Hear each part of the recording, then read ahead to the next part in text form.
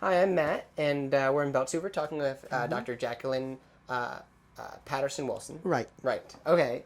And so you grew up in Beltzhoover, I did. and you live here now. I do. Okay. And so tell me about that. Tell me about, I guess, the change that Beltzhoover has had over the years.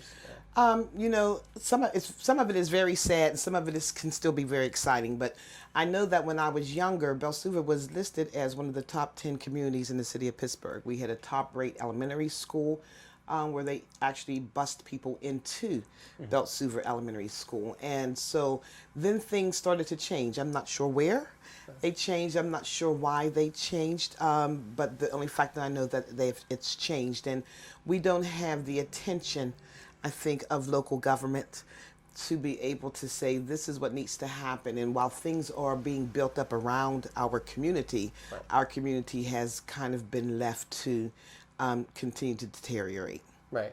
And you're an active an active member of the community now. Yes. And so what are some of the things that you do here? Well, this past fall, I was instrumental in getting together the people, the community, to do the rallies for the bus because they wanted to cut our bus. We were slated to be cut off altogether. Right. And so it was instrumental in getting the correct people to come into the community, Port Authority, our county councilman, our state rep, to come into the county to hear from the residents. Yeah. This is why we need the bus. We can't continue to stay asleep when things are going around us, and so we have to make sure that we're part of the political process. Right. And then most recently on this Saturday, I have organized the 3 Democratic candidates for mayor to be here to have a forum to discuss what is your vision for the city and how do we play a part in that. Again, because we haven't gotten the attention that we need from city government to bring attention back into this community. Yeah. So, and you're a doctor, right? I am. And what kind of doctor? Or PhD. PhD. And you also you work with or you run the adoption, the Three Rivers Adoption Council. I am the CEO there. Okay. Yes. And is that in Beltzhoover or is that? Three Rivers Adoption Council was actually in downtown Pittsburgh. It's one of the largest full-service adoption agencies in the state of Pennsylvania. Oh wow, that's really cool. And so I guess do you see a lot of the people who are living in Beltzhoover now? Were they born and raised in Beltzhoover, or? I think there's been a lot of transition. A lot of the people my age, a lot of them don't live here anymore. They went to college and then didn't come back.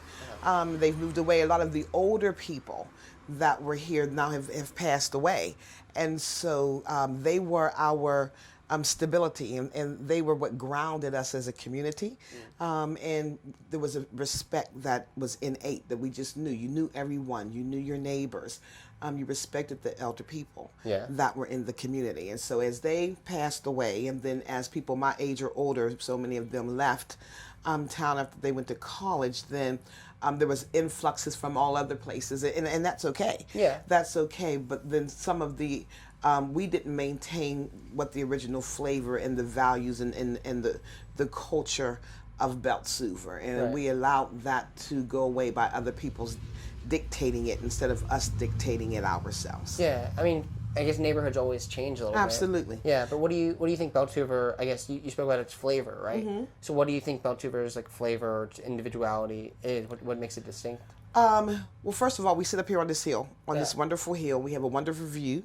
We are very close to town, and we are in the past we're very community oriented. Like I said, we community schools and all of that certainly back in the day, but we knew one another. We cared about the community. We cared about our neighbors, and those that are still here from back then, we've carried that on because we understand the importance of that, and then embracing the new people that come in. But certainly there's been there's criminal activity that's going on now in Beltzhoover, and not necessarily from the residents, but people that oftentimes come in to do things or to purchase things, and so we have to be able to put a stop to that. It's time for us again to wake up politically, and take a stand on what's necessary. When I was here, we had an A&P right up the street.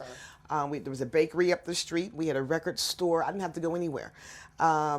There were a couple corner stores. We really didn't have to go anywhere. Our needs were able to be met right here in the community. And so one of the things that needs to happen in Beltzhoover, if you want people to move into a community, young people your age, my son's age, that are starting families and things like that, when they're looking for a community to move into, they're looking for a few things. Yeah. They're looking for access to the city. They're looking for where their children are going to be educated at.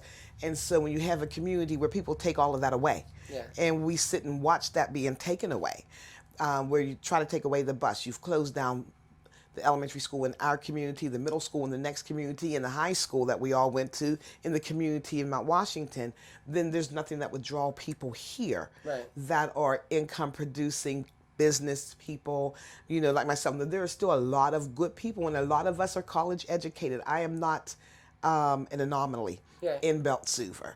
There are a lot of us that are college educated. We just decided we would stay here, but that has to be able to come back. We can't continue to allow everything else around us to be developed.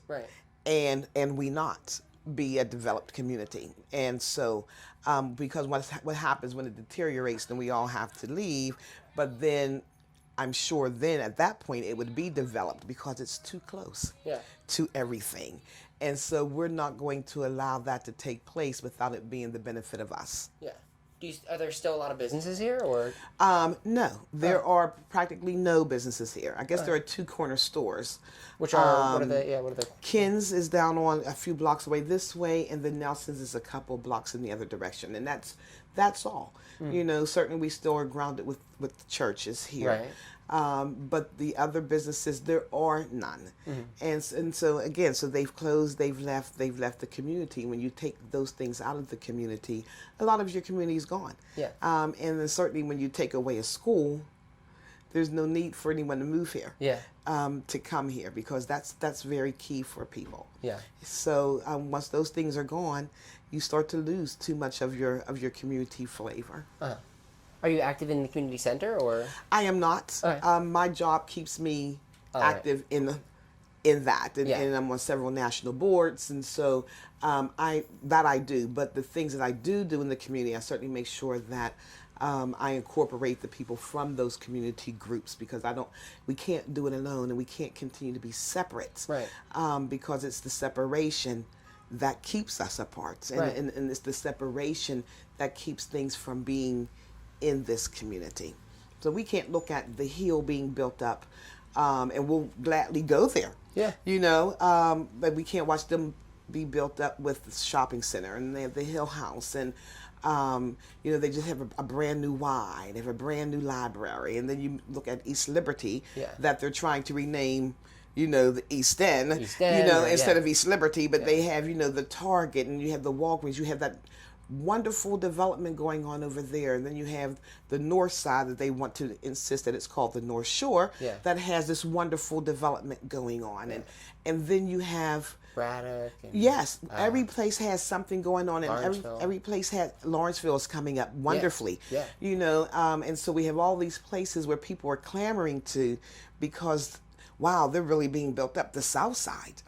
And when I was growing up, my parents used to say, there's nothing different between Southside and Beltzhoover. Same people. Same income brackets. You just have to make sure that you take care and you maintain. But they've now put so much money into the South Side that most people that grew up there can't afford to even live there. Because that market has gone up so much. But everything around us, and then here we are because we're silent. And it's truly because we're silent. Because when you stand up and you demand recognition and to be accounted, then that's when I think people begin to take notice. And when you're together, when you're together, you have to be together. Those communities have very strong community organizations.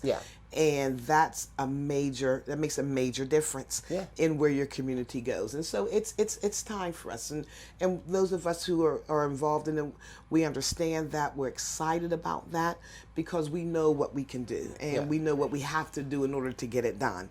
But certainly I think that the possibility is there for it to happen. Cool. All right. Well, thank you for being on. You've had a lot of good things to talk about.